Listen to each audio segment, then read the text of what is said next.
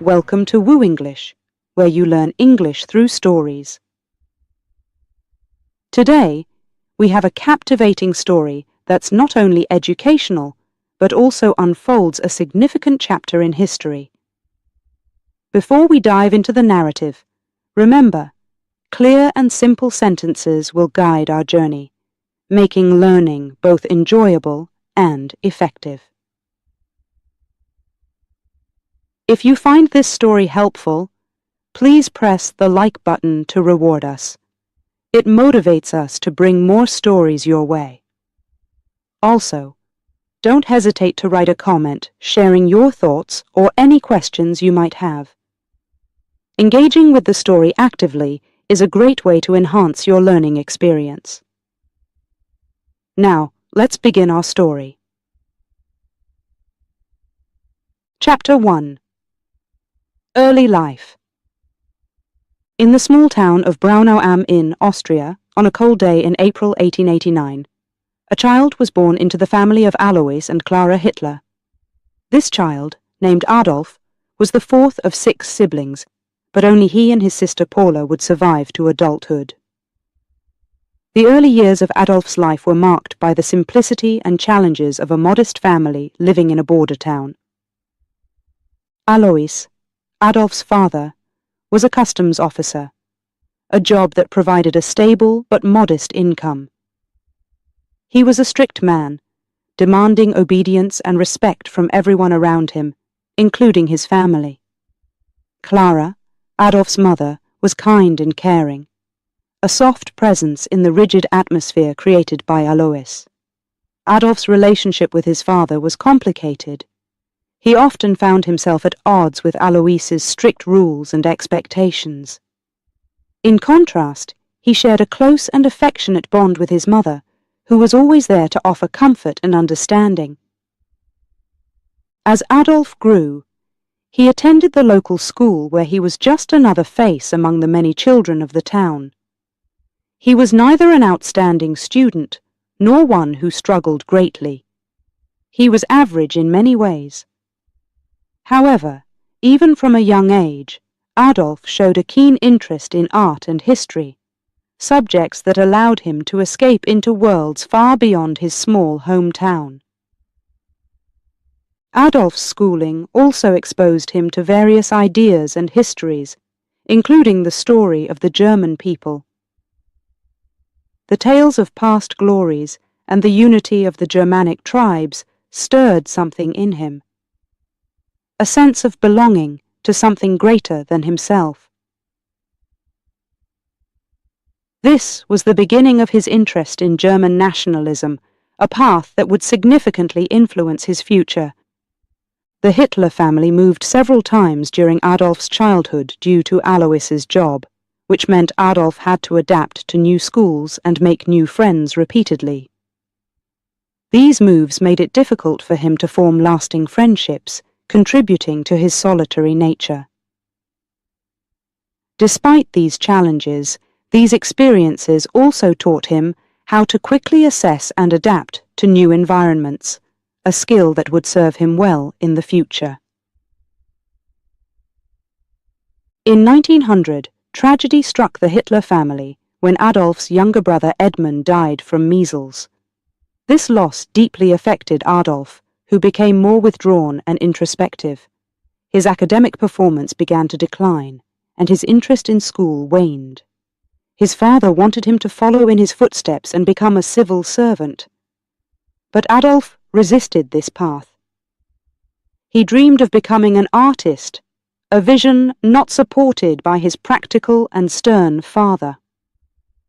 The conflict over his future strained Adolf's relationship with Alois further.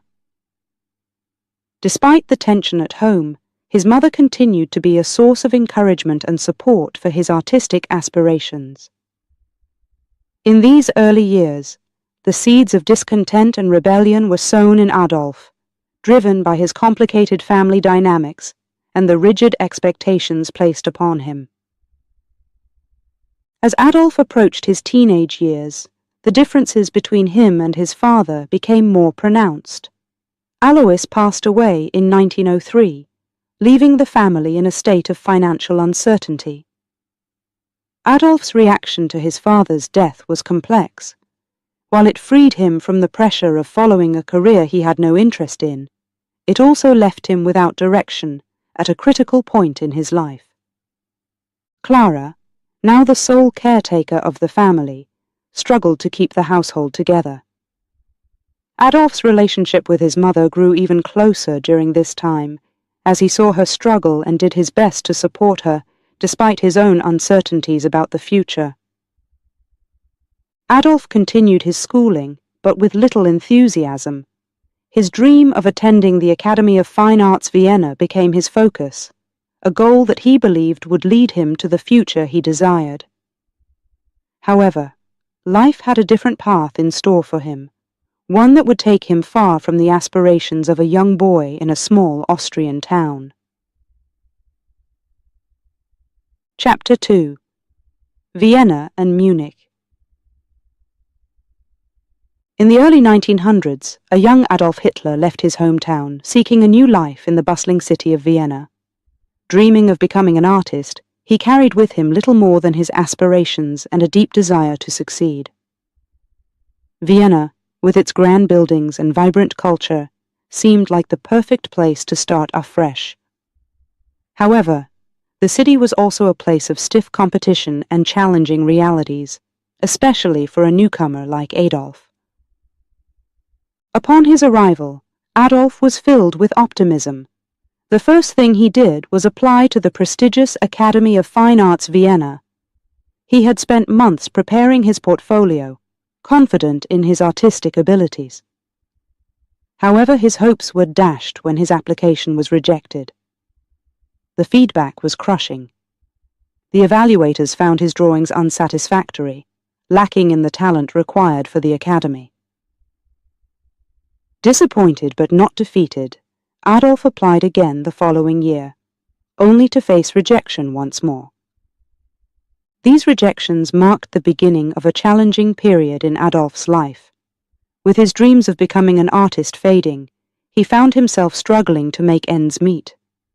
Vienna, the city of opportunity, became a place of hardship. Adolf's savings quickly dwindled, forcing him into a life of poverty. He moved from one menial job to another, living in hostels, and at times on the streets. It was a stark contrast to the life he had envisioned in this grand city.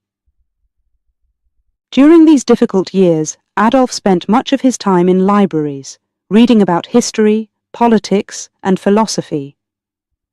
Vienna was a melting pot of ideas and ideologies, and Adolf was exposed to a wide range of viewpoints. It was here that he first encountered anti-Semitic ideologies. Vienna had a significant Jewish community, and anti-Semitism was not uncommon in the city's political and social discourse. Adolf began to absorb these ideas, which were to shape his future beliefs and actions significantly. Despite his hardships, Adolf remained in Vienna, determined to find his place in the world. He continued to paint and sell his artworks, though it was barely enough to survive. His experiences during this time deepened his sense of frustration and disillusionment with society. He felt marginalized and overlooked, fueling a growing bitterness within him. In 1913, seeking a change of scenery and perhaps a new start, Adolf moved to Munich, Germany. Munich was another cultural hub, but it offered a different atmosphere from Vienna. Here, Adolf hoped to escape the failures and frustrations of his past. He continued his efforts to sell his paintings, and even managed to gain a small following for his work. Life in Munich seemed slightly more promising, but it was soon to take a dramatic turn with the outbreak of World War I. The war presented a new direction for Adolf's life. He volunteered for the German army, seeing it as an opportunity to prove himself and serve the country he had come to adopt as his own. The experience of fighting in the war and the camaraderie among soldiers gave Adolf a sense of belonging he had long craved. The harsh realities of war also reinforced his belief in the survival of the fittest, a concept that would later underpin his political ideology. After the war, with Germany's defeat and the social and economic turmoil that followed, Adolf returned to Munich, a changed man. The war had intensified his nationalist feelings and his disdain for the Weimar Republic, which he blamed for Germany's humiliations. Munich, in the post-war period, was ripe with political unrest and was a breeding ground for extremist political movements. Adolf found himself drawn to these movements, seeing them as a means to bring about the change he believed Germany needed. It was in this atmosphere of political agitation that Adolf began to take his first steps into politics. He joined the German Workers' Party, which would later become the Nazi Party. His skills as an orator and his radical ideas quickly made him a prominent figure within the party. The disappointments and struggles of his years in Vienna and Munich had set the stage for Adolf's rise to power. They had shaped a man who was determined, at any cost, to leave his mark on Germany and the world. Adolf's time in Vienna and Munich was a period of significant transformation. From a struggling artist to a soldier, and then a budding politician, these years were marked by personal hardships, ideological formation, and the first steps toward a future that would have a profound impact on history. While Adolf's early encounters with failure and his subsequent radicalization are parts of a complex and controversial legacy, they offer important lessons on the impact of social and political environments on individual beliefs and actions. Chapter 3: World War I and its Impact. As the early 20th century unfolded, Europe found itself on the brink of a monumental conflict. In 1914, the assassination of Archduke Franz Ferdinand of Austria set off a chain reaction, leading to the outbreak of World War I. Nations were drawn into the conflict, including Germany, which mobilized its forces for what many thought would be a short war. Among the many young men who volunteered for the German army was Adolf Hitler, a failed artist and a man in search of purpose. For Adolf, joining the army was more than a patriotic duty. It was a chance to find belonging and direction. He was assigned to a Bavarian regiment, where he served on the Western Front. The war was unlike anything the world had seen, marked by trench warfare, gas attacks, and immense loss of life. Adolf experienced the harsh realities of war firsthand, surviving battles that claimed the lives of millions. Despite the dangers, Adolf proved to be a dedicated soldier. He was awarded the Iron Cross, Second Class, for bravery in battle, followed by the Iron Cross, First Class, an honor rarely given to a foot soldier. These awards were a source of great pride for Adolf, and affirmed his belief in his own destiny. Yet, the war was also a time of profound disillusionment for him. He witnessed the collapse of camaraderie and the devastating impact of modern warfare on the human spirit. As the war dragged on, the initial enthusiasm that many soldiers felt turned to despair. The promise of a quick victory faded, replaced by the grim reality of a world at war. Adolf, like many others, was caught in the grinding machine of conflict, enduring the mud, the blood, and the endless artillery barrages. The end of the war in 1918 came not as a glorious finale, but as a bitter defeat for Germany. The Treaty of Versailles, signed in 1919, imposed harsh penalties on the country, including significant territorial losses, military restrictions, and the obligation to pay reparations. The treaty was a shock to the German people, who felt betrayed by their leaders and humiliated by the international community. For Adolf, The war's end and the treaty's terms were a personal and national humiliation. He believed that Germany had been stabbed in the back by its own politicians, Jews, and communists, a narrative that was gaining traction among many Germans. The defeat and the subsequent treaty fueled his anger and resentment, sharpening his political beliefs. In the chaotic post-war years, Germany was a nation in turmoil. Political unrest, economic instability, and social upheaval created a fertile ground for radical ideologies to take root. Adolf found himself drawn into this tumultuous landscape, his experiences in the war and his disillusionment with the treaty guiding his path towards politics. Adolf's transition from soldier to political activist was marked by his determination to change the fate of his country. He joined the German Workers' Party, which later became the National Socialist German Workers' Party, or Nazi Party. His skills as an orator and his fervent nationalist message resonated with many who were disillusioned with the status quo. The impact of World War I on Adolf and on Germany was profound. The war had transformed a struggling artist into a decorated veteran with a mission to restore Germany's pride and power. The Treaty of Versailles, with its harsh terms, served as a constant reminder of the country's defeat and humiliation, fueling Adolf's ambitions and setting the stage for the rise of the Nazi Party. Adolf's experiences in World War I and the aftermath of the Treaty of Versailles were pivotal in shaping his worldview and political aspirations. The war had offered him a sense of purpose and belonging, while the post-war period provided the disillusionment and anger that would drive his political agenda.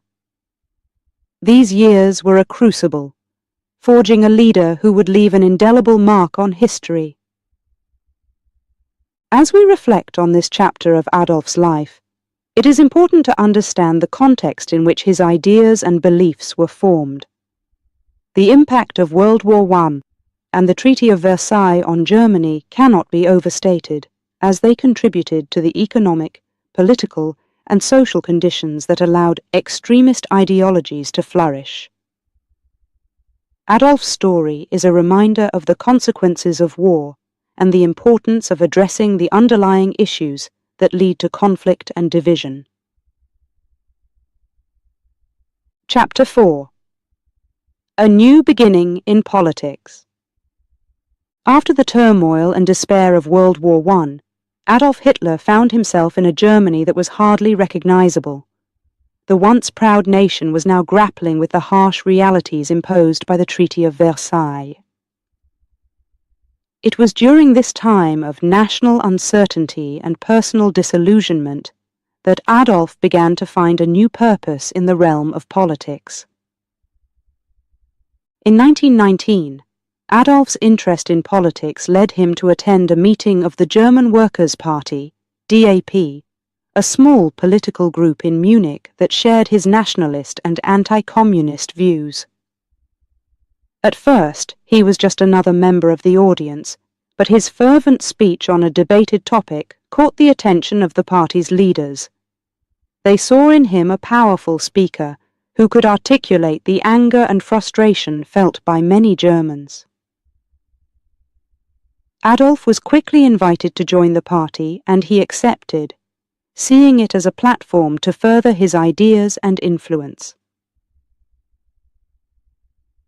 Adolf's involvement with the DAP marked the beginning of his political career. He was an active and passionate member, using his skills as an orator to attract new members and spread the party's message. His speeches, which combined fiery rhetoric with a call for national revival, resonated with many who were disillusioned with the current state of affairs in Germany. As Adolf became more involved in the party, he began to shape its direction and policies. He advocated for a name change to reflect a broader nationalist and socialist agenda, leading to the formation of the National Socialist German Workers' Party, or NSDAP, commonly known as the Nazi Party. This new name signified the party's attempt to combine nationalist and socialist ideas, aiming to appeal to a wide range of Germans who felt betrayed by the mainstream political parties. Under Adolf's influence, the Nazi Party adopted the swastika as its emblem, a symbol intended to represent the Aryan identity and German nationalist pride. He also helped to formulate the party's 25-point program, which outlined its ideology and political goals. These included the unification of all Germans in a Greater Germany, the rejection of the Treaty of Versailles, and the exclusion of Jews from German society. Adolf's role in the Nazi Party quickly grew from a skilled speaker to its undisputed leader. He demanded absolute loyalty from party members and established a paramilitary wing, the Sturmabteilung SA, to protect party meetings and intimidate opponents. His leadership style was autocratic, but it was effective in consolidating power and control within the party. The early 1920s were a period of significant growth for the Nazi Party, largely due to Adolf's leadership and charisma. He travelled across Germany, holding rallies and giving speeches that drew large crowds. His ability to connect with people's emotions and articulate their frustrations made him a popular figure among those who felt marginalized by the political and economic situation in Germany. However, Adolf's ambitions extended beyond leading a political party. He envisioned himself as the leader who would restore Germany to its former glory. This ambition led to the Beer Hall Putsch in 1923, an attempted coup d'état that aimed to overthrow the Bavarian government and march on Berlin. The putsch failed, and Adolf was arrested and sentenced to prison. Yet this setback did not diminish his resolve. Instead, it provided him with the time to reflect on his strategies and write Mein Kampf, a book that outlined his ideology and future plans for Germany. Adolf's early involvement in politics and his role in transforming the German Workers' Party into the Nazi Party marked a crucial turning point in his life and in German history. Through his dynamic leadership and powerful rhetoric, he managed to turn a fringe political group into a significant force in German politics. This period laid the foundation for the rise of the Nazi Party and set the stage for the dramatic events that would follow. The story of Adolf's early political career is a testament to the power of persuasive leadership and the impact of charismatic authority. It also serves as a reminder of the dangers of extremism and the importance of political engagement and vigilance to prevent the rise of authoritarianism.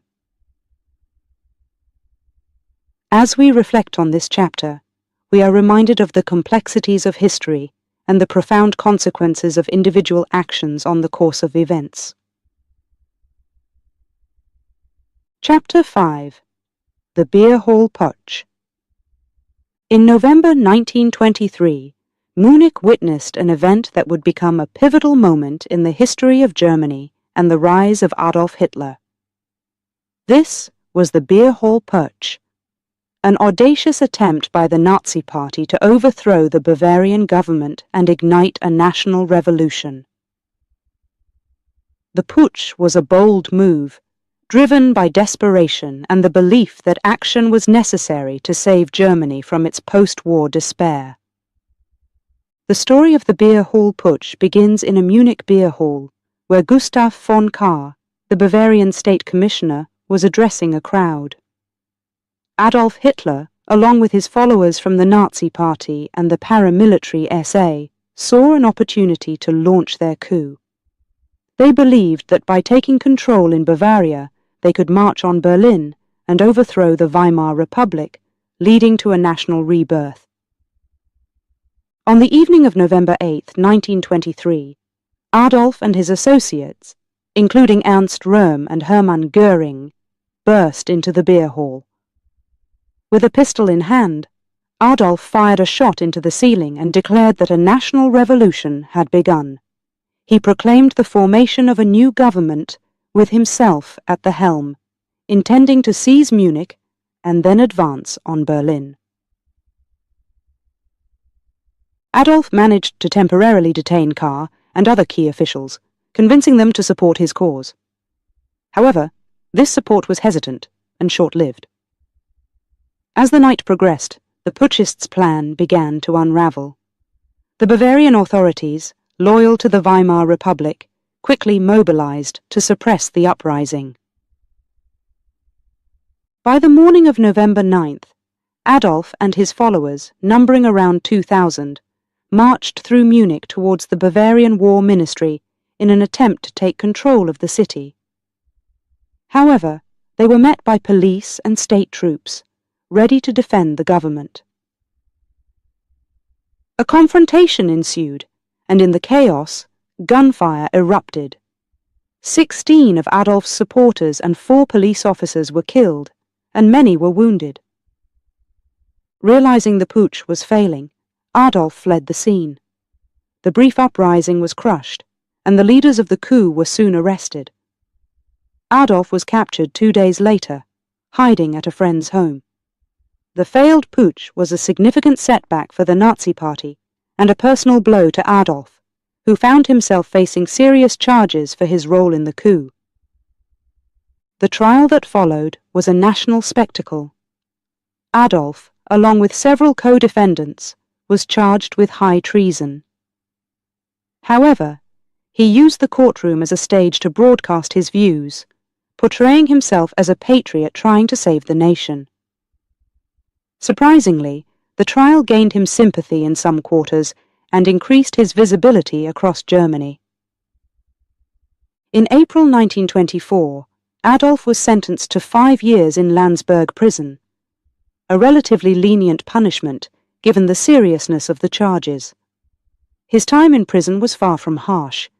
He was allowed visitors and was treated well by the guards. It was during this period of incarceration that he dictated Mein Kampf, My Struggle, to his deputy, Rudolf Hess.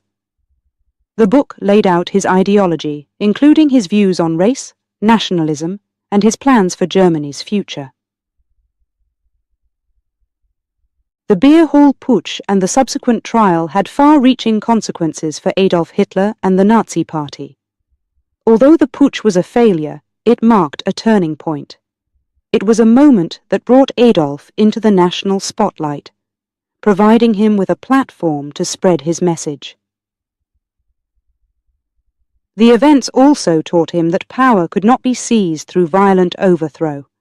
Instead, it had to be achieved through legal means, by winning the support of the German people.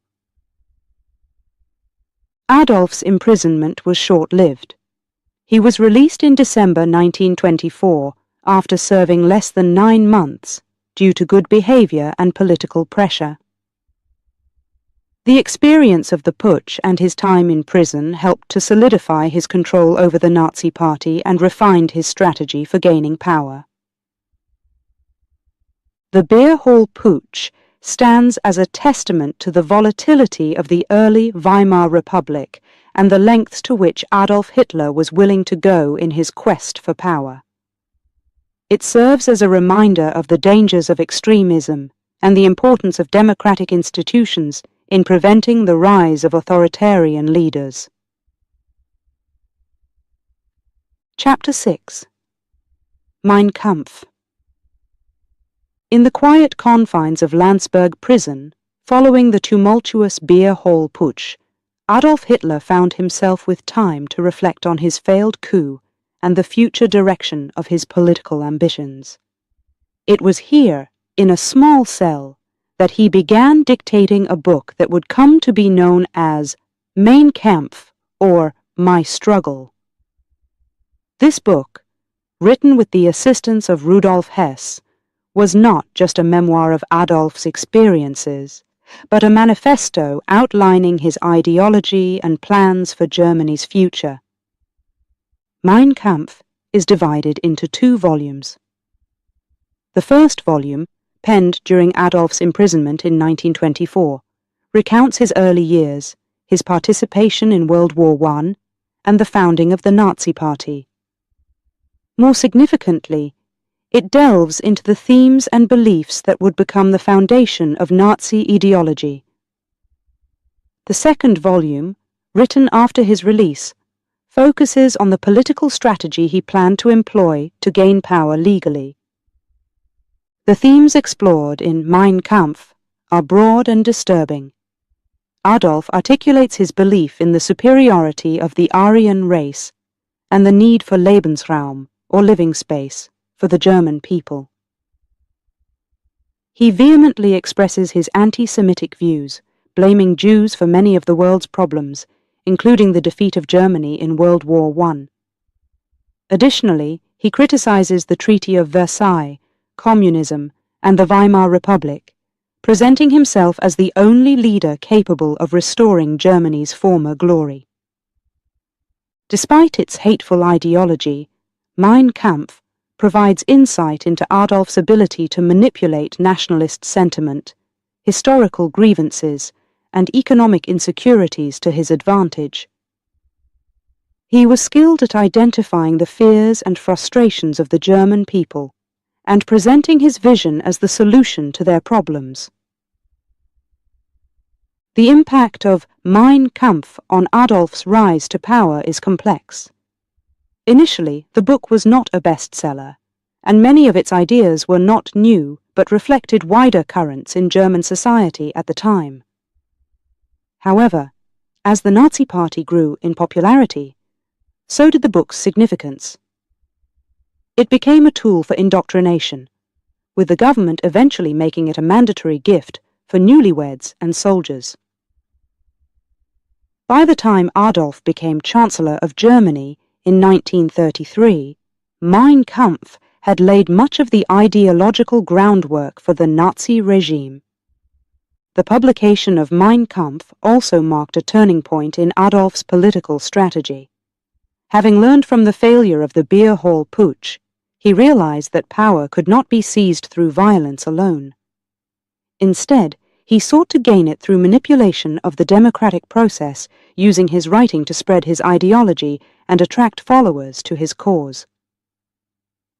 Mein Kampf remains a controversial and painful symbol of Nazi Germany's brutal legacy.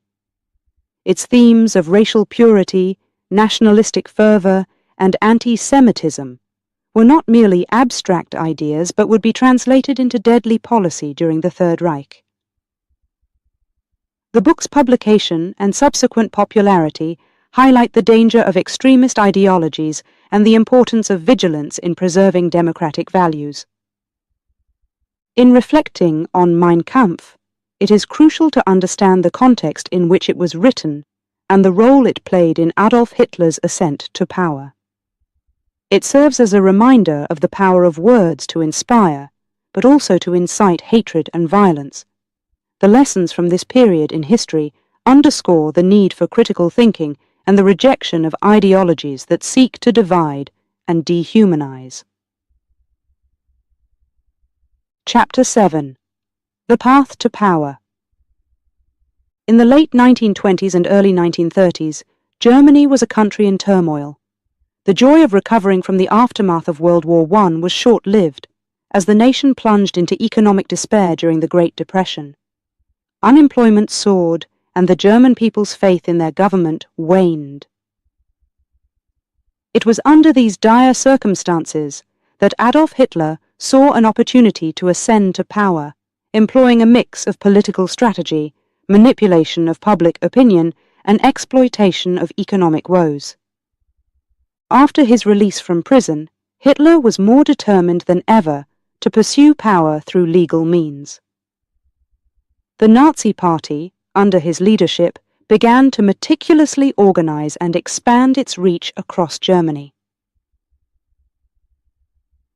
Hitler's charisma and the party's promises of revival resonated with many Germans disillusioned with their current leaders. One of Hitler's strategies was to present himself and the Nazi Party as the only solution to Germany's problems. he capitalized on nationalistic fervor, promising to tear up the Treaty of Versailles, bring back jobs, and restore Germany's greatness. His speeches, often filled with vitriolic rhetoric against Jews and communists, blamed these groups for Germany's economic hardships and social unrest. The Nazi Party also mastered the use of propaganda, utilizing the latest technology and media to spread their message. Films, radio broadcasts, and newspapers were all employed to create an image of Hitler as Germany's savior.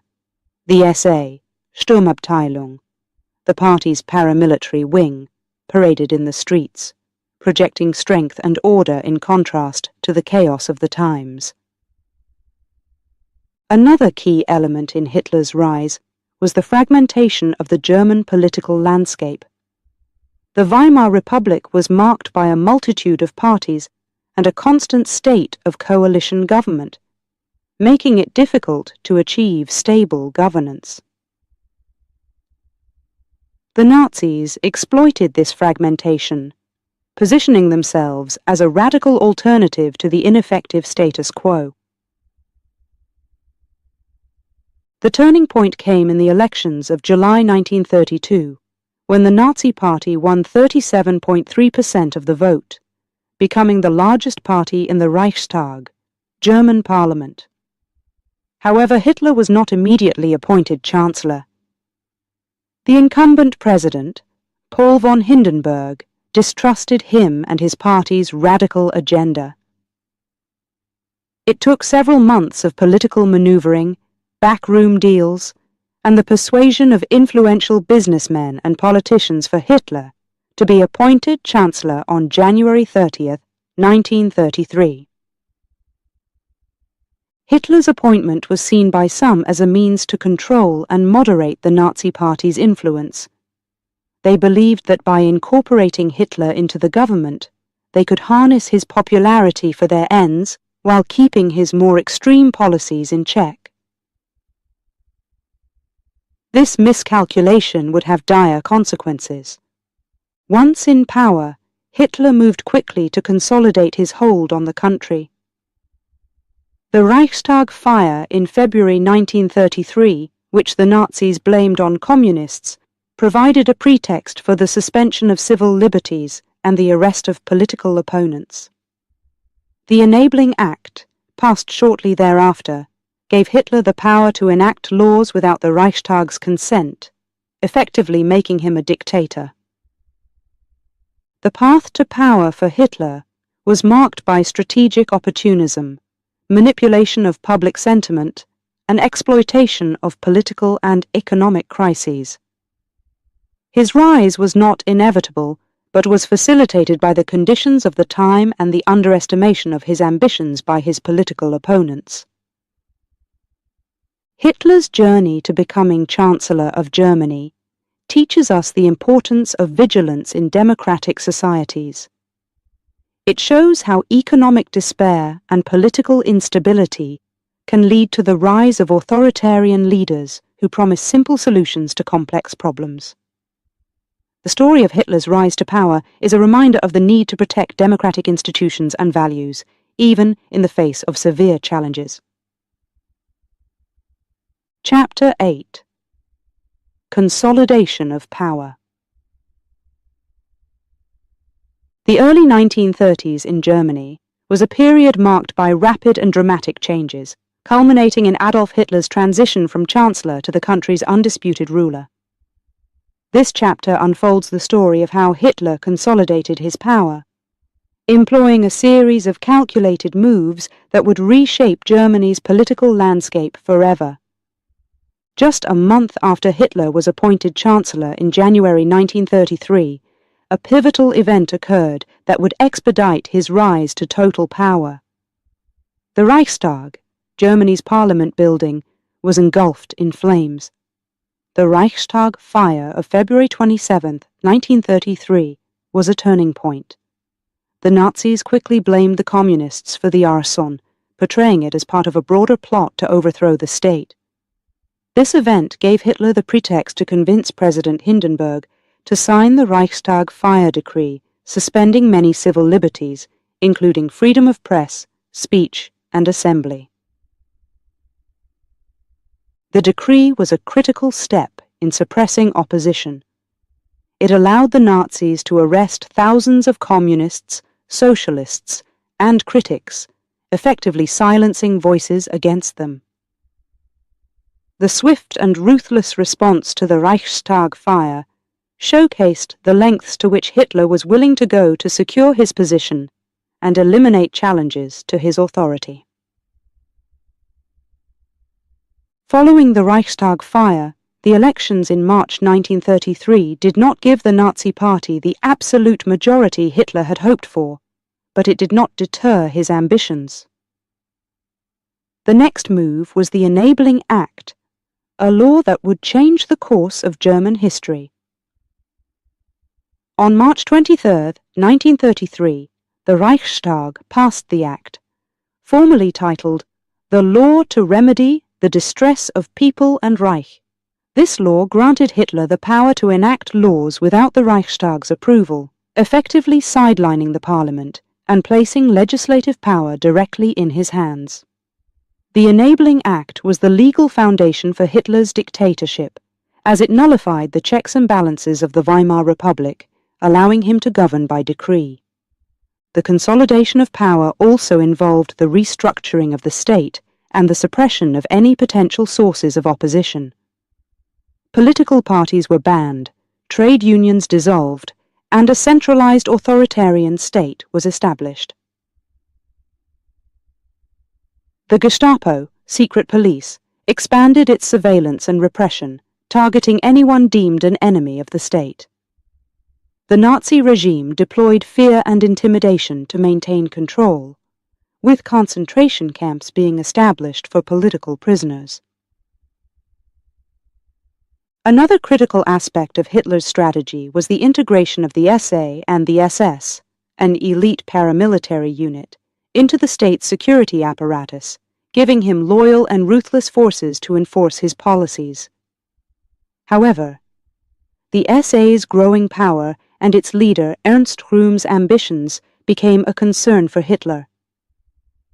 In 1934, he ordered the Night of the Long Knives, a purge that saw the assassination of Röhm and other SA leaders, along with various political adversaries. This action not only eliminated a threat to Hitler's power, but also demonstrated his willingness to use lethal force against former allies. The culmination of Hitler's consolidation of power was the death of President Hindenburg on August 2, 1934. Hitler quickly took the opportunity to merge the positions of Chancellor and President, declaring himself the Führer, leader of Germany. This move was solidified by a plebiscite, where the German people were asked to approve Hitler's new role. The result was overwhelmingly in favor, though the fairness of the vote is highly questionable given the oppressive political climate. By the mid-1930s, Hitler had dismantled the Weimar Republic's democratic institutions and transformed Germany into a totalitarian state with himself at its helm.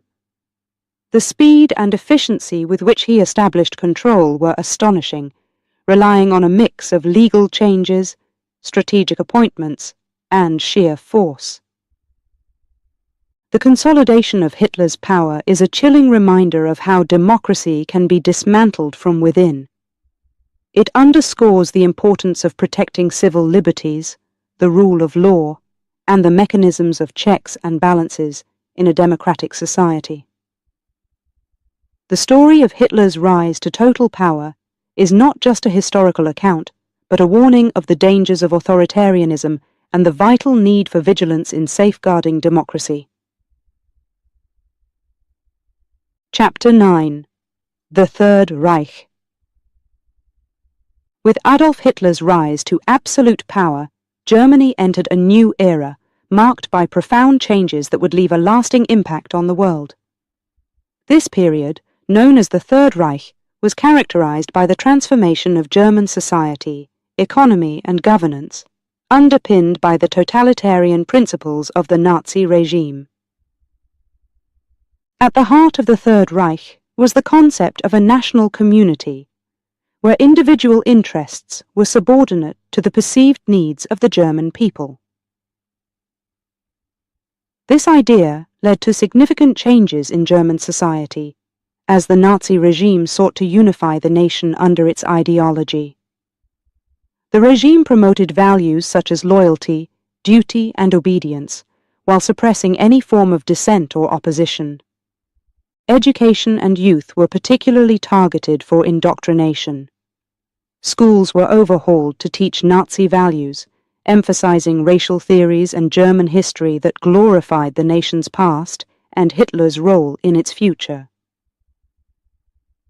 The Hitler Youth and the League of German Girls became the primary means for engaging the young, instilling them with the regime's ideals and preparing them for their roles in the national community.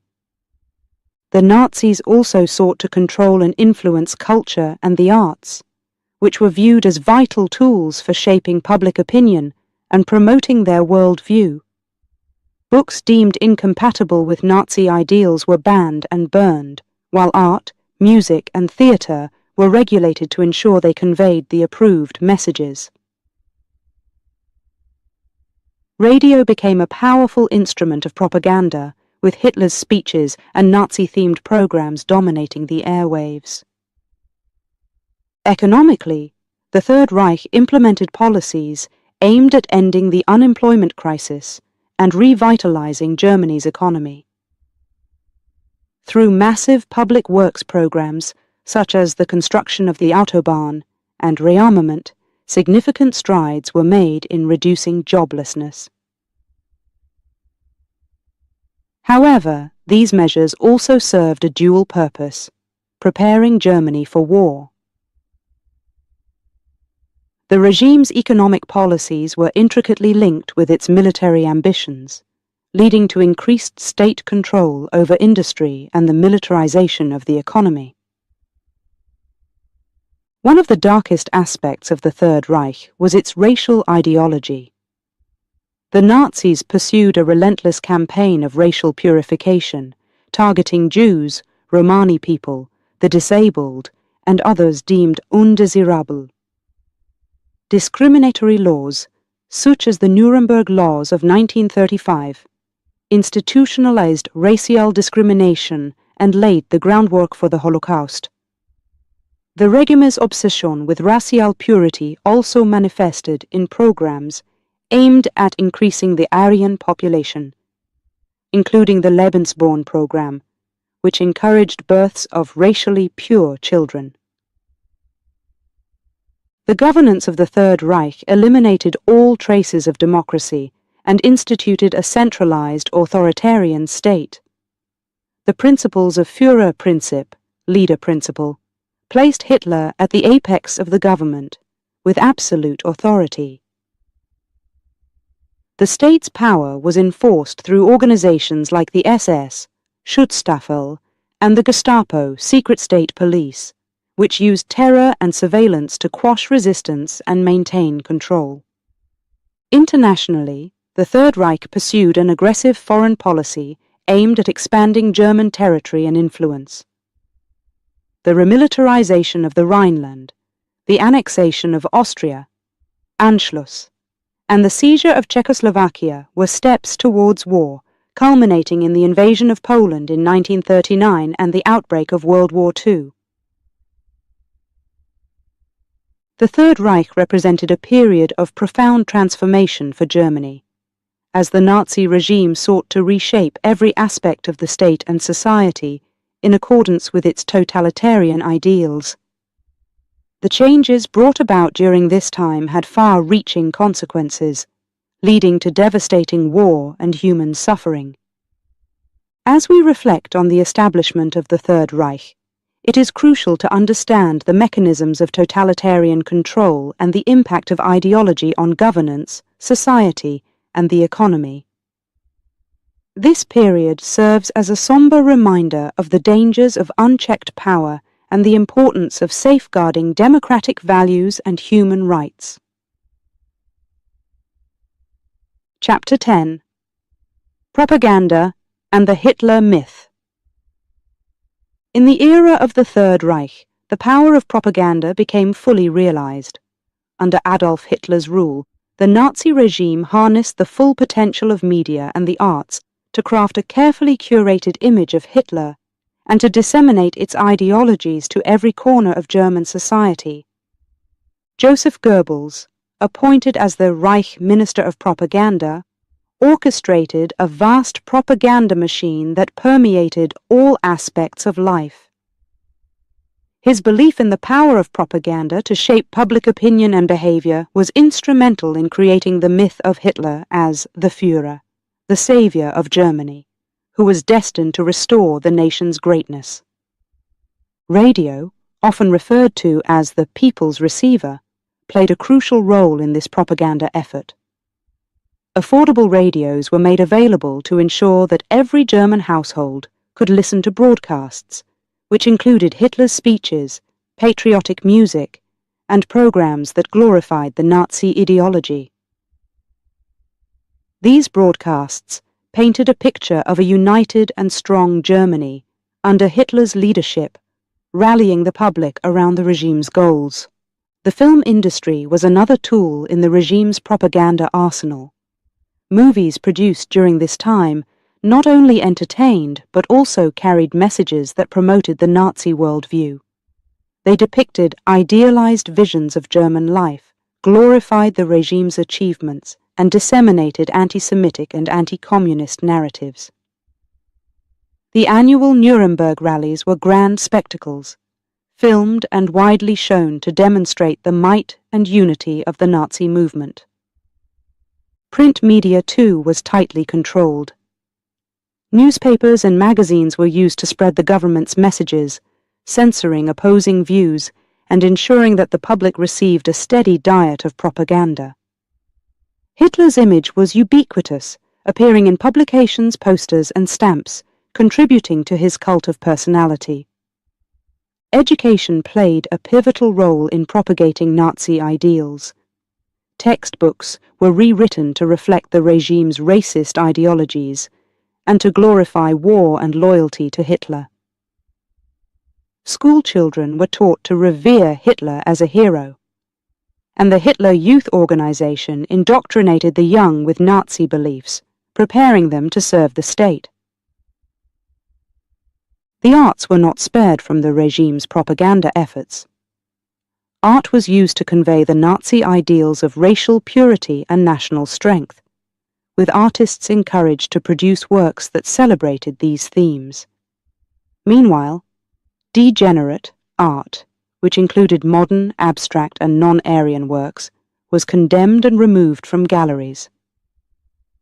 This pervasive use of propaganda was aimed not just at promoting Nazi ideologies, but at creating the Hitler myth, an image of Hitler as an infallible leader, deeply connected with and beloved by the German people. This myth played a critical role in maintaining the regime's power, as it fostered loyalty and devotion to Hitler, even in the face of wartime hardships and atrocities. The effectiveness of Nazi propaganda was evident in the way it managed to mobilize a nation, suppress dissent, and instill a collective belief in the destiny of the Third Reich. However, the reliance on propaganda also revealed the regime's insecurities and its awareness of the need to constantly reinforce its legitimacy and suppress any challenge to its authority. Reflecting on the role of propaganda in the Third Reich, it is crucial to recognize the power of media and communication in shaping public opinion and the importance of critical thinking in discerning truth from manipulation. The story of propaganda and the Hitler myth serves as a stark reminder of how easily societies can be led astray by charismatic leaders and carefully crafted messages, underscoring the value of freedom of expression and the press in safeguarding democracy. Chapter 11. Persecution and the Holocaust. In the darkest chapters of history, few events are as harrowing as the Holocaust, a period marked by the systematic persecution and murder of 6 million Jews, along with millions of others deemed undesirable by the Nazi regime. This chapter delves into the escalating persecution that led to this genocide, reflecting on the catastrophic violation of human rights that occurred. The Nazis' rise to power in 1933 marked the beginning of a nightmare for Jews and other minorities in Germany. The regime's ideology, deeply rooted in racial purity and anti-Semitism, quickly translated into legislative action. The Nuremberg Laws of 1935 stripped Jews of their citizenship, forbidding marriage or sexual relations between Jews and those considered Aryan. These laws institutionalized racial discrimination and were the legal framework for further persecutions. The night of November 9th to 10th, 1938, known as Kristallnacht, or the Night of Broken Glass, marked a significant escalation in the Nazi campaign against Jews. Jewish homes, synagogues and businesses were attacked across Germany and Austria, leaving streets littered with broken glass. This pogrom signaled a shift from discrimination and persecution to outright violence, leading to the death of hundreds and the detention of thousands in concentration camps. The outbreak of World War II in 1939 saw the expansion of the Nazi regime's policies of persecution and extermination across occupied Europe. Ghettos were established in major cities to segregate Jews from the rest of the population, subjecting them to inhumane conditions and widespread suffering. The Warsaw Ghetto, the largest of these, held over 400,000 people in cramped, squalid conditions, leading to a devastating toll of death from starvation and disease. The Nazi regime's final solution was the deliberate, systematic plan to exterminate the Jewish people. Extermination camps, distinct from concentration camps, were constructed for mass murder, equipped with gas chambers designed to kill hundreds at a time. Auschwitz, Birkenau, Treblinka, and Sobibor are among the most infamous of these death camps, where millions were murdered in cold blood. The Holocaust also targeted other groups, including Romani people, disabled individuals, Polish and Soviet civilians, political prisoners, homosexuals, and Jehovah's Witnesses, each considered unworthy of life, according to Nazi ideology. This period of targeted genocide remains one of the most profound tragedies in human history, showcasing the depths of cruelty and inhumanity that can arise from hatred and bigotry. Reflecting on the Holocaust, it is crucial to remember the victims and to understand the consequences of unchecked hatred and discrimination. The international community has since sought to ensure that such atrocities never occur again, leading to the establishment of laws and conventions aimed at protecting human rights and preventing genocide. This chapter on persecution and the Holocaust aims not only to recount historical events, but also to encourage reflection on the importance of standing against prejudice and defending the rights and dignity of all people. It serves as a reminder of the responsibility we share to foster a world where such atrocities are relegated to the past, never to be repeated. Chapter 12. World War II, the Early Years. World War II, a conflict that engulfed the globe, began with strategic moves by Adolf Hitler that would change the course of history. This chapter explores the early years of the war, focusing on key events such as the invasion of Poland, the fall of France, and the Battle of Britain, and their profound impacts on Europe and the world. The war's inception was marked by the invasion of Poland on September 1st, 1939. Germany's Blitzkrieg, or lightning war, tactics, a combination of rapid, coordinated attacks by aircraft, tanks, and infantry overwhelmed Polish defences. This invasion prompted Britain and France to declare war on Germany, signalling the start of a global conflict that would last 6 years. The invasion of Poland was not just a military campaign, but also a harbinger of the terror that would come. Civilian populations suffered immensely, and the war's brutal nature was revealed in the massacres and the beginning of ethnic cleansing. The swift fall of Poland also demonstrated the effectiveness of the Blitzkrieg strategy, setting the stage for further German aggression in Europe. In the spring of 1940, Hitler's forces turned westward, launching attacks on Denmark and Norway, and quickly moving through the Netherlands, Belgium, and Luxembourg. These rapid victories were partly due to the element of surprise and the innovative tactics of the German military.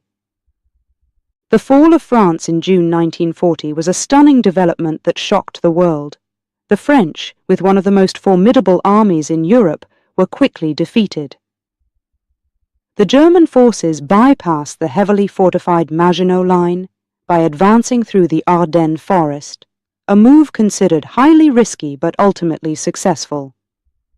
Paris fell on June 14th, and France signed an armistice with Germany shortly thereafter, leading to the occupation of the northern part of the country and the establishment of the Vichy regime in the south.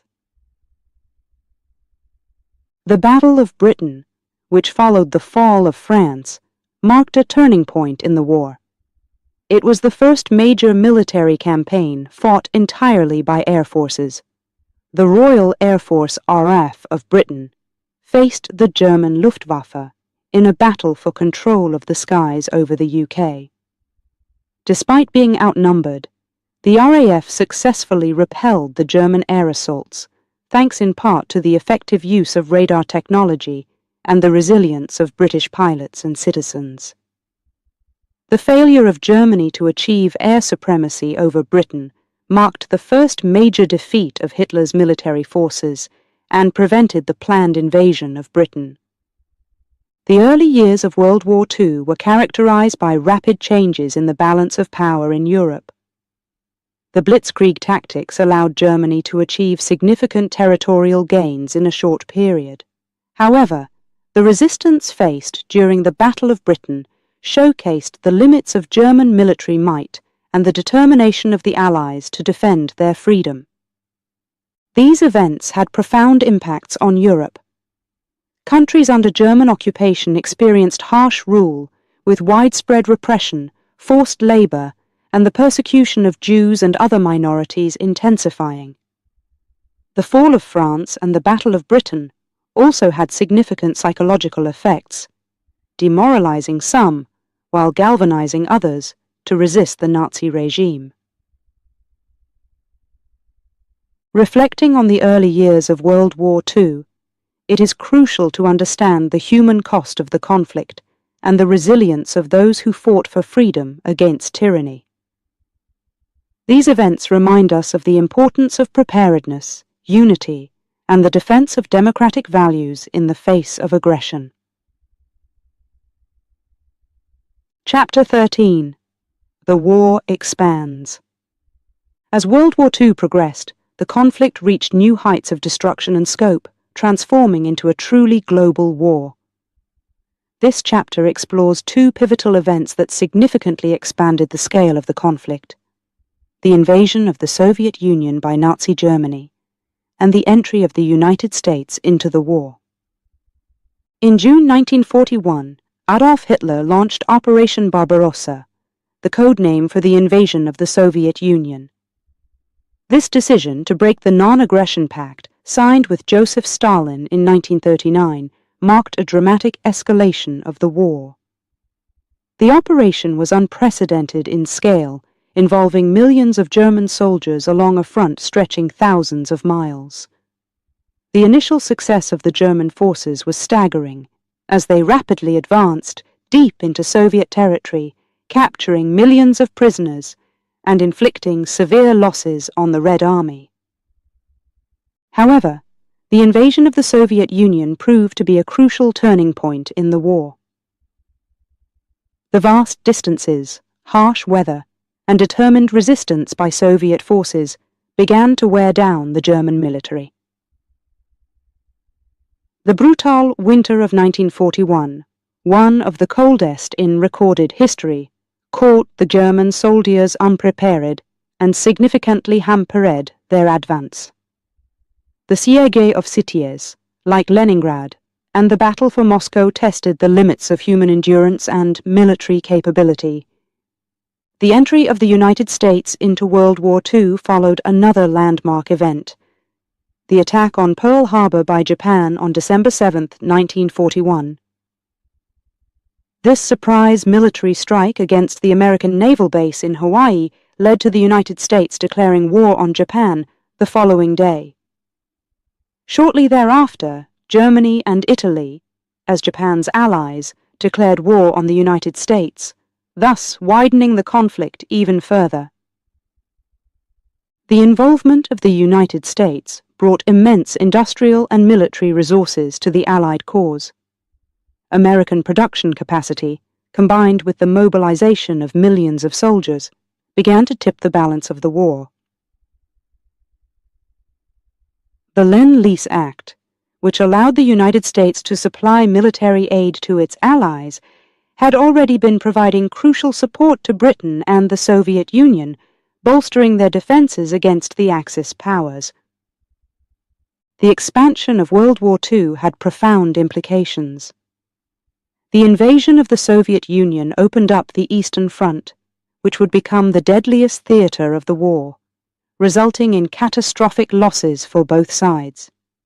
It also solidified the Soviet Union's role as a key member of the Allied powers, setting the stage for the post-war geopolitical landscape.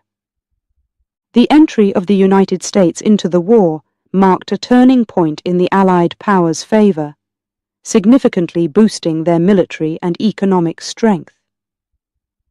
The American commitment to the war effort, symbolized by the rallying cry, "Remember Pearl Harbor," united the nation in a common cause. The subsequent battles in the Pacific and the eventual opening of a second front in Europe in 1944 would be decisive in the defeat of the Axis powers. The expansion of World War II illustrates the unpredictable nature of conflict and the ways in which the ambitions of totalitarian leaders can lead to widespread suffering. It also highlights the resilience of nations and peoples in the face of aggression and their capacity for unity when defending fundamental freedoms. Reflecting on this period of expansion in the war, it is essential to recognize the sacrifices made by countless individuals who fought for a better world, and to understand the importance of international cooperation in preventing such conflicts in the future. Chapter 14. The Turning Point. World War II, a conflict that stretched across the globe, reached pivotal moments that marked the beginning of the end for the Axis powers. This chapter delves into two of the most significant events, the Battle of Stalingrad and the Allied invasion of Normandy, both of which were turning points in the war. The Battle of Stalingrad, which lasted from August 1942 to February 1943, was one of the deadliest battles in history. It was not just a military engagement, but a symbol of resistance against Nazi Germany. The city of Stalingrad, now Volgograd, became the stage for a brutal confrontation between the German and Soviet forces. The battle began with the German army advancing into the Soviet Union under Operation Barbarossa, aiming to secure oil fields in the Caucasus and cut off the Volga River as a transportation route. The fighting in Stalingrad was fierce and relentless. The city was reduced to rubble, but the Soviet Red Army, led by General Vasily Chuikov, mounted a heroic defense, fighting for every street and ruin. The turning point came when the Soviets launched Operation Uranus in November 1942, encircling the German Sixth Army. Cut off, and without sufficient supplies, the German forces in Stalingrad were left to face a harsh winter and constant Soviet attacks. In February 1943, the remnants of the Sixth Army surrendered. The defeat at Stalingrad was a devastating blow to Hitler's ambitions in the East and marked the beginning of the German retreat from the Soviet Union. The Allied invasion of Normandy, known as D-Day, on June 6, 1944, was another critical turning point. This massive amphibious assault was the largest seaborne invasion in history and marked the beginning of the liberation of Western Europe from Nazi occupation. The operation involved over 1 million Allied soldiers from the United States, Britain, Canada, and other nations. They landed on 5 beachheads in Normandy, facing formidable German defences. The planning and execution of the Normandy invasion were remarkable feats of military strategy. The Allies used deception techniques to mislead the Germans about the invasion location, ensuring the element of surprise. Despite rough seas and strong German fortifications, the Allied forces secured the beaches and began pushing inland.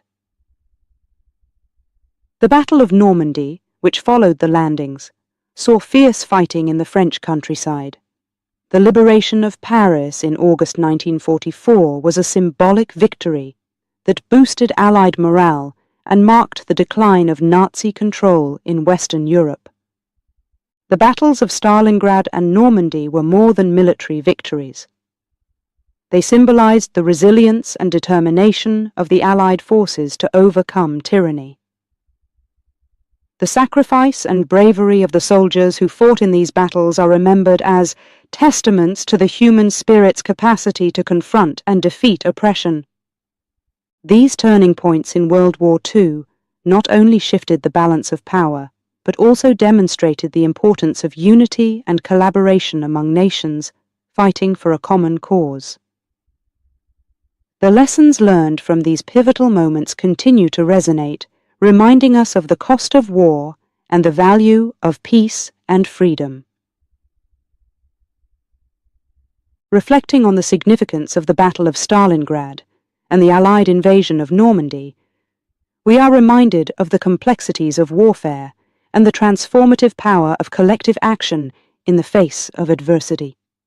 These events mark not only strategic victories, but also milestones in the quest for a world where liberty and justice can prevail over tyranny and oppression.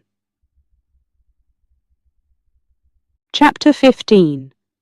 The Fall of the Third Reich. The final chapter of World War II in Europe tells the story of the collapse of Nazi Germany, a period marked by intense battles, strategic retreats, and the ultimate downfall of one of history's most tyrannical regimes. This chapter explores the events leading to the fall of the Third Reich, focusing on the last battles and the final days of Adolf Hitler. As 1945 dawned, the Third Reich was crumbling under the weight of the advancing Allied forces. From the west, British and American troops pushed into German territory, while from the east, the Soviet Red Army advanced rapidly, determined to reach Berlin first. The Nazi war machine, once seemingly invincible, was now struggling to defend its own borders. The Battle of the Bulge, Hitler's last major offensive in the West, ended in failure for Germany. The Allies overcame the surprise attack and pushed German forces back, further weakening their hold in Europe. Meanwhile, the Soviet Union launched the Vistula-Oder offensive, liberating much of Poland and making a swift advance toward Germany. The fall of Berlin was the final blow to the Nazi regime. In April 1945, the Soviet army encircled the city, trapping the remaining German forces. The Battle of Berlin was fierce, with heavy casualties on both sides. The streets of the capital became battlegrounds and the city suffered extensive destruction. Inside his bunker in Berlin, Hitler was a man facing the end. With the Allies closing in and his empire in ruins, he clung to unrealistic hopes of victory. The reality of defeat, however, was undeniable. On April 30, 1945, as Soviet troops fought their way through Berlin, Hitler took his own life, refusing to face the consequences of his actions. The news of Hitler's death spread quickly, signaling the imminent end of the war in Europe. On May 7, 1945, Germany offered an unconditional surrender to the Allies, which was formally accepted the following day, May 8th, celebrated as Victory in Europe Day, VE Day. The Third Reich, which Hitler had boasted would last 1,000 years, had fallen after just 12. The fall of Nazi Germany marked the end of World War II in Europe, but its impact extended far beyond the cessation of hostilities. The war had left the continent devastated, with millions dead and cities in ruins. The Holocaust had claimed the lives of 6 million Jews, along with millions of others persecuted by the regime. The world was left to reckon with the horrors of the war and the genocide that had occurred. The defeat of Nazi Germany also set the stage for the Cold War, as the Allied powers, the United States and the Soviet Union, emerged as superpowers with conflicting ideologies. The division of Germany, and particularly Berlin, symbolized the ideological divide that would characterize the coming decades. Reflecting on the fall of the Third Reich, it is crucial to remember the lessons of history. The end of Nazi Germany underscores the resilience of those who fought for freedom and the importance of standing against tyranny. It also serves as a reminder of the cost of war and the need for vigilance in preserving peace and justice. The story of the Third Reich's fall is not just a tale of military defeat, but a testament to the human spirit's capacity to overcome darkness. It is a call to remember the past, honor the memory of the victims, and commit to a future where such atrocities are never repeated. Chapter 16. The Aftermath of War. The end of World War II marked a turning point in global history, closing a dark chapter filled with destruction and opening a new era of rebuilding and reflection. The aftermath of the war was a time of reckoning, healing, and significant political shifts that would shape the world for decades to come. This chapter explores the consequences of the war, focusing on the Nuremberg trials, the division of Germany, and the broader impact on global politics. The Nuremberg trials were a series of military tribunals held after the war to bring Nazi war criminals to justice. Conducted in the city of Nuremberg, Germany, these trials were unprecedented in their scope and significance. For the first time in history, individuals were held legally responsible for crimes committed during war, including crimes against humanity, war crimes, and the genocide known as the Holocaust. High-ranking Nazi officials were tried, and the trials exposed the depth of the atrocities committed under the Third Reich. The Nuremberg trials were a landmark in the establishment of international law, setting precedents for handling war crimes and crimes against humanity. The aftermath of the war also led to the division of Germany, a nation at the heart of the conflict. Germany was divided into 4 occupation zones, controlled by the United States, the Soviet Union, the United Kingdom, and France. This division laid the groundwork for the eventual split of Germany into 2 separate states in 1949. The Federal Republic of Germany, West Germany, aligned with the Western Allies, and the German Democratic Republic, East Germany, under Soviet influence. The division of Germany became a symbol of the Cold War, representing the ideological divide between the East and West that would dominate global politics for the next 4 decades. The impact of World War II on global politics was profound. The war led to the decline of European colonial empires and the rise of the United States and the Soviet Union as superpowers, setting the stage for the Cold War. The United Nations was established in 1945 with the goal of preventing future conflicts and fostering international cooperation.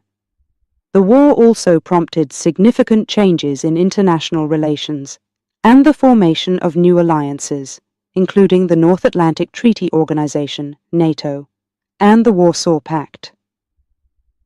The war's end brought about the need for reconstruction and reconciliation.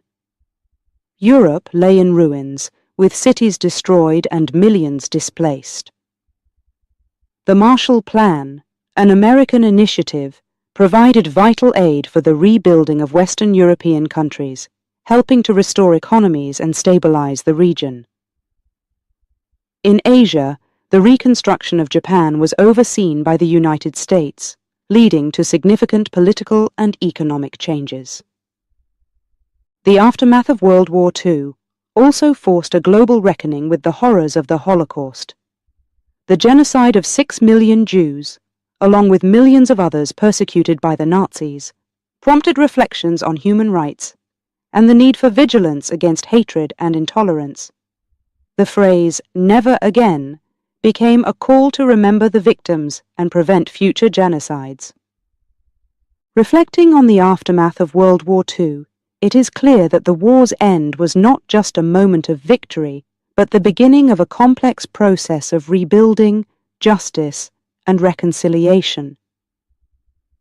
The lessons of the war and its aftermath continue to influence international relations, legal principles, and our collective commitment to peace and human rights. The story of the war's aftermath is a testament to the resilience of nations and individuals in the face of devastation. It highlights the importance of accountability, the challenges of reconstruction, and the enduring impact of the war on the global order. As we look back on this period, we are reminded of the capacity for renewal after loss and the ongoing need to build a world based on understanding, cooperation, and respect for human dignity. Chapter 17. Reflecting on the Legacy. The legacy of Adolf Hitler and the Nazi regime is a profound chapter in the annals of history, marked by unparalleled atrocities, the reshaping of nations, and the indelible impact on millions of lives. As we reflect on this dark period, it is crucial to consider the lessons learned and the importance of remembering history to prevent the recurrence of such tragedies. The Nazi regime, with its ideology rooted in hate and its machinery of war and genocide, serves as a stark reminder of the depths to which humanity can sink. The Holocaust, the systematic extermination of 6 million Jews, along with millions of others deemed undesirable, is perhaps the most harrowing testament to the consequences of unchecked hatred and bigotry. It underscores the necessity of standing against discrimination and intolerance in all its forms. Reflecting on the legacy of Hitler's rule also prompts us to consider the dangers of authoritarianism and the vital importance of democracy and civil liberties. The rise of the Nazi regime was facilitated by the erosion of democratic institutions and the manipulation of nationalistic sentiments. It teaches us the value of safeguarding democratic principles, ensuring the rule of law, and protecting the rights and freedoms of all individuals. The aftermath of World War II and the fall of the Nazi regime led to significant changes in international law and the establishment of mechanisms aimed at preventing future atrocities. The Nuremberg trials set a precedent for holding individuals accountable for war crimes, while the formation of the United Nations and the adoption of the Universal Declaration of Human Rights were steps toward fostering global cooperation and ensuring the protection of human rights. Yet, the legacy of the Nazi regime is not only about the lessons of what to avoid. It is also about the resilience of the human spirit, the capacity for recovery, and the potential for reconciliation. The rebuilding of Europe, the establishment of lasting peace, and the efforts to remember and honor the victims of the Holocaust are testaments to humanity's ability to overcome the darkest moments. Remembering the history of Hitler's Germany and the atrocities of the Nazi regime is crucial in educating future generations. It is not merely an academic exercise but a moral imperative. By keeping the memory of the past alive, we honor the victims and ensure that the horrors of history are not forgotten. This act of remembrance is a bulwark against the forces of hatred and extremism that continue to threaten the fabric of societies around the world. As we reflect on the legacy of Hitler and the Nazi regime, we are reminded of the responsibility that comes with memory. It is a responsibility to reject hate, to embrace diversity and inclusion, and to work tirelessly for a world where such atrocities can never happen again. The lessons of the past are guideposts for the future, illuminating the path toward a more just, compassionate, and peaceful world. The legacy of this period challenges us to look within and ask difficult questions about the nature of power, the allure of ideology, and the capacity for evil. It also inspires us to appreciate the strength of those who resisted, the courage of those who survived, and the commitment of those who seek justice and reconciliation. In conclusion, the legacy of Hitler and the Nazi regime is a complex tapestry woven from the darkest and most painful threads of human history. It is a legacy that demands our attention, reflection, and action. By learning from the past and committing to a future grounded in respect for all human beings, we honor those who suffered and ensure that their experiences serve as a perpetual call to uphold the dignity and worth of every person.